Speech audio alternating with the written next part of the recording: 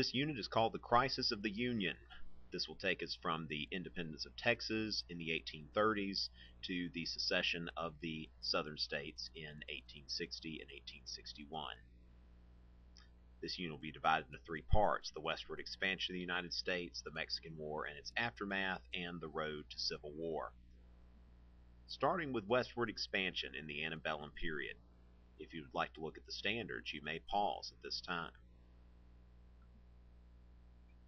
This is an advertisement that was run a few years ago in Mexico. Absolute Vodka ran this ad. As you'll notice, in an absolute world, Mexico would be a little bigger than it is now. Okay, this ad actually has Mexico with its original border when it became a country in 1821. Now, one thing that you will notice is you'll see that Texas, New Mexico, Arizona, California, Nevada, Utah, Colorado, and portions of other states were originally part of Mexico. I believe that the total is 11.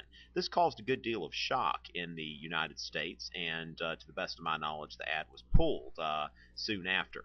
But there is a feeling among many in Mexico that the United States has taken this land unjustly. Whether we have or not is for you to decide. This is the United States in 1803, right before the Louisiana Purchase. You see, we still have our original borders: the Mississippi River on the west, Florida, Spanish Florida to the south, and then the Great Lakes to the north. Between the Revolution and Jefferson's presidency, we had not added any territory to the United States. The Louisiana Purchase changed that, and so did subsequent land grabs afterwards. As you can see, here's the United States right before the Civil War. So you can see that we have gotten much larger than we were here, where we took up barely a third of the North American continent. By 1860, everything that's part of the continental United States has already been gotten. We've got left to get to Alaska and Hawaii, but the continental United States is already part of the United States by the time the Civil War starts. Manifest destiny. This is the theme of westward expansion. Manifest meaning that it is something that is obvious, something that's evident, something that's visible. Someone's destiny, something that is chosen for you, typically by a higher power, but this is something that is inevitable. There's nothing someone can do to escape their destiny. Now, we usually find mentions of destiny or fate, in religious text or in works of fiction, novels and such. You'll see a main character who has a destiny, but in real life, a lot of times we, either don't see it or we don't know what our destiny is. But there were several people in the United States who believed that the United States had a manifest destiny to expand from the Atlantic to the Pacific. Jefferson, in his inaugural addresses, talked about the United States being a chosen country, with room enough for our descendants to the thousandth generation. Okay, and then he says, something about Israel, who were God's chosen people in the Old Testament. He's making a biblical allusion here that Israel was taken from their native land, planted in a country flowing with all the necessaries and comforts of life. He sees that the United States has been chosen by God, that this country is unique. And, Jefferson, of course, who purchased Louisiana, was a believer in westward expansion. And so after Jefferson, people continue believing that we are to keep expanding until, we reach the point where we can expand no more. We've looked at this painting a few times this year, and you can see this painting really captures the idea of manifest destiny more than anything else, because you can see here the light, which here is American progress personified, bringing a Bible, bringing telegraph wires, stagecoaches, plows, ships, choo-choo trains. Covered wagons. And then, of course, the idea of manifest destiny says that this is supposed to happen. So these Native Americans, these buffalo, this bear, okay, all this stuff has got to go.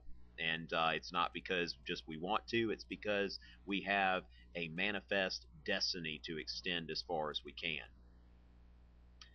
So, going through the land acquisitions of the United States, the Republic of West Florida was really, you can see that it only lasted about a month, okay, from September 23rd to October 27th, almost a month. But the reason that I put quotes here, the Republic of West Florida, because really the idea was not necessarily to start a republic as much as to be annexed into the United States. Okay, so this area was called at the time West Florida.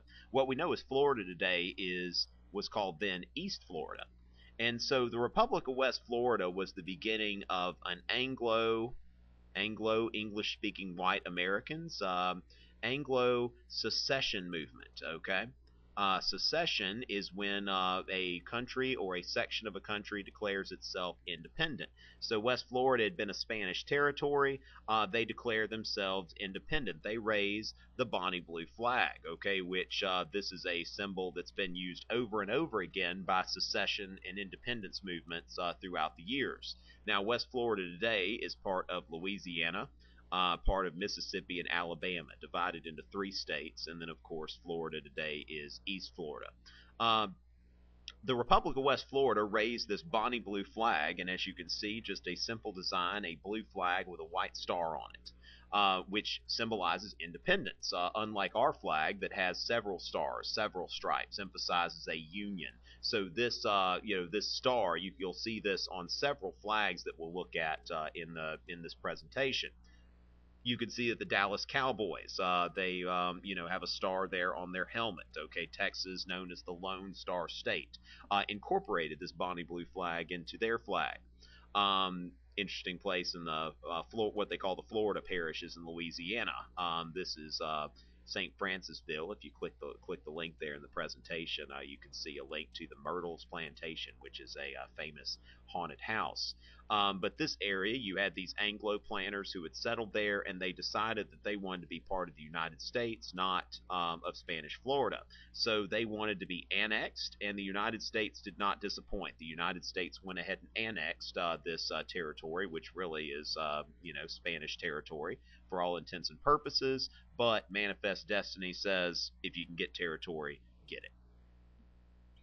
The Adams-Onis Treaty. Okay, now this is a treaty with Spain. Spain wasn't too happy about us taking this area of West Florida, but Spain also goes ahead and in this treaty, the Adams-Onis Treaty, Spain gives us, or sells us rather, they cede East Florida, and then we agree on a boundary. Now, as you can see, the boundary is settled in Spain's favor, okay, because this was the disputed land, and Spain gets all of that. The United States probably figured we can go get the rest later. Okay, so that's the Adams-Onis Treaty, a treaty between the United States and Spain to for us to procure Spanish Florida and to settle this boundary dispute out here in the West. Now, the Mexicans declared their independence shortly after the Adams-Onis Treaty. So, what you've got here now is not a Spanish colony, but now you've got a federal republic, okay, which federalism, okay, this is something that I can't drive home enough, okay? Some people still have trouble with this concept because we've talked about the Federalist Party, we've talked about the federal government. We tend to think of that government in Washington. But federalism is a form of government where you have state and central governments that share power. Okay, so the states have some power, the federal government has some power. Okay, so each of these former provinces become states. Okay, so Texas was a state in the Mexican Federation. Okay, which Mexico, the proper name for the country is Estados Unidos Mexicanos. Okay, the United States of Mexico. So this is the state of Texas, and the native inhabitants, the Spanish-speaking inhabitants, were called Tejanos, okay, which several Tejanos took part in the Texas independence movement, as well as Anglo settlers. But in the interest of getting colonists, people to move in and fill up this land, the Mexican government offered land grants to Anglos. Okay, these English-speaking white Americans to come in and settle there. These people called themselves Texians. Okay, so you have Tejanos, the people who were there already, and the Texians, which are the new people. one of the ironies of history is, once so many people came in because of these offers of free land that the Mexican government decided finally to stop Anglo settlement, and a lot of Anglos ended up coming into Texas illegally. So the first illegal immigrants in the Southwest were actually Anglo American illegal immigrants. 1834, Santa Anna. Okay, there's a name that you need to know there. Santa Anna was a general and became the president of Mexico, but in 1834 he declared himself a dictator. So he's giving himself absolute power, and so federalism has to be abolished because a dictatorship is not compatible with federalism, because federalism says that these state governments and the central governments share a certain amount of power, and so this is incompatible with dictatorship. So federalism goes away, and so the Texans, these Texians and Tejanos, get together and they decide to proclaim their independence, okay, and preserve the rights of their state. And so that's going to begin a war. That is in 1836. This is a very short war for Texas independence. They declare a Lone Star Republic. Now, once again, you see this star here. Okay, you see the blue flag, the white star, which we call the Bonnie Blue flag, but they refer to it as a Lone Star banner, which they add a white and red section there. One interesting thing about the Texans is their veneration for their flag. Now sometimes you see the South Carolina flag flown this way on two separate flagpoles, but usually in our state and most states of the Union you see a state flag flown below the United States flag. But in Texas, you can see that it's these flags are the right way is to fly it on two poles. If somebody flies the Texas flag on the same pole with the U.S. flag, that's actually flying the flag improperly.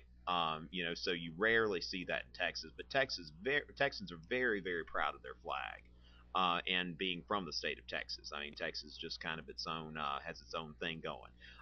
North Carolina wasn't